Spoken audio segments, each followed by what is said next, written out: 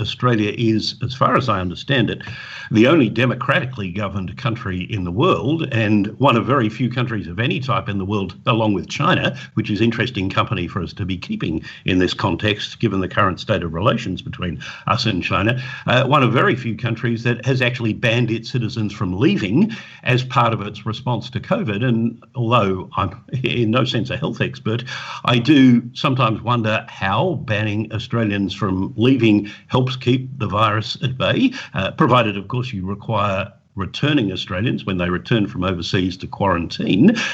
which, of course, you would have to do. I guess the government would say, well, it reduces the pressure on the quarantine system and allows the government to get away with ignoring the recommendations of experts like Jane Holton as to how more quarantine facilities should be provided. But as I say, other countries with whom we normally compare ourselves haven't thought it necessary to ban their citizens from going overseas as part of the response to COVID. But I'm sure the government is aware that among the corollaries of this particular measure, as well as the more understandable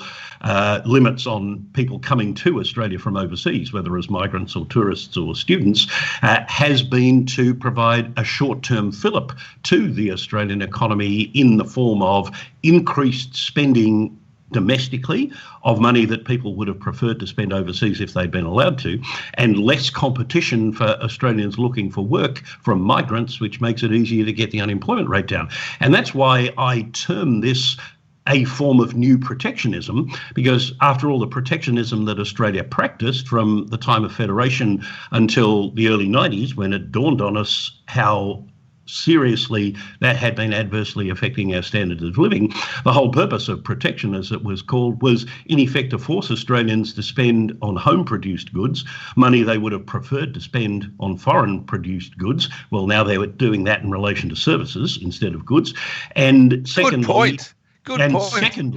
Secondly, to create jobs, which for Australians, which we are indirectly doing by removing the competition that they face from migrants.